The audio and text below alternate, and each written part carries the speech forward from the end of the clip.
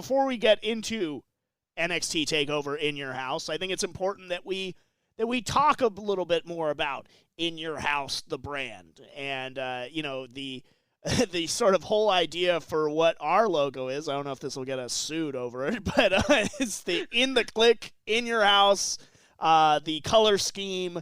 Everything in my mind's eye when we were getting ready to start this project was like, I want to revisit that brand, which WWE has largely just forgotten. This is before Lucha House Party was a thing and all that. I was like, dude, this is such an untapped part of WWE's history, and for me, a really fond part of its history. And I know a lot of people sort of malign, mid-90s pro wrestling, but I loved In Your House. I love it. Looking at, tonight, why tonight was so special is that seeing the set and everything, I still get those warm and fuzzies. It really takes me back to being a young pro wrestling fan. So I wanted to talk here, maybe some of our favorite moments or some of the biggest moments from In Your House, because they weren't all winners. But, there really were some good stuff. Even on the pre-show today, they mentioned Bret Hart versus Hakushi. And maybe my most sort of, off the wall, one of my favorite wrestlers that had a run all too short was Hakushi. I was enthralled by this guy growing up. I thought he was great in the ring. The kanji script all over his body I thought was just so cool. His entrance music, do yourself a favor. Go listen to Hakushi's entrance music. It is badass. And, I just have always loved him. In fact, whenever I play, the WWE 2K games, I always look to see if they have the kanji tattoos or what have you. And I make a character, which I always storyline is Hakushi's son, back to bring vengeance for his dad for getting too short of a run, not treated properly in his time. But Bret Hart and Hakushi was an excellent match, so that is definitely. I'm glad they brought that up. But you want to talk about WWE, WWF getting hardcore. Look no further than In Your House, Good Friends, Better Enemies, when it was no holds barred. Shawn Michaels and Diesel. I believe it was Diesel's last match, or certainly last pay-per-view match in the WWF, as he was trying to pry the WWF Championship from Shawn Michaels. Just a really, really classic match, and I'll name one before I kick it over to you as well, keeping it with Shawn and his title reign. What Mankind has said is his greatest match, or favorite match, at Mind Games, him taking on Shawn Michaels for the WWF Championship. So I think for a lot of people, because In Your House was sort of the canvas that Bret Hart and Shawn Michaels painted on for a good period of their peak.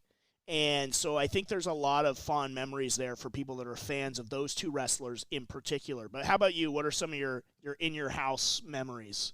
Yeah, I mean, I'm with you as far as In Your House really took off before Bret Hart left for WCW. So Bret Hart was very much prominent on these early editions of In Your House. I mean, him and British Bulldog.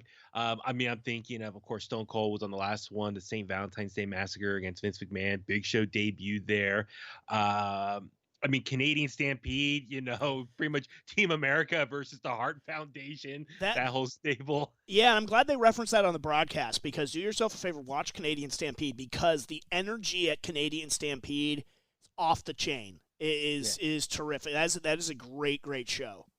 And then, there's so many. I'm sure you were going to bring it up, but of course, the debut of Kane. When did he debut? What was the match? Oh, it was Undertaker versus Shawn Michaels. First ever Hell in a Cell, is that right? Yeah. And who won that match? Well, on record, it is Shawn Michaels. That is right. Shawn Michaels won the first ever Hell in a Cell, defeating The Undertaker. Correct. You are correct. I'm glad. I'd forgotten that. No, it's true. He won that match, but there's so many, because as it evolved, they kind of similar how we do our episodes. Well, they'll put In Your House and then the name of the pay-per-view kind of really that's why I do it that way. Again, please do not send a cease and desist, but that is why I do it that way.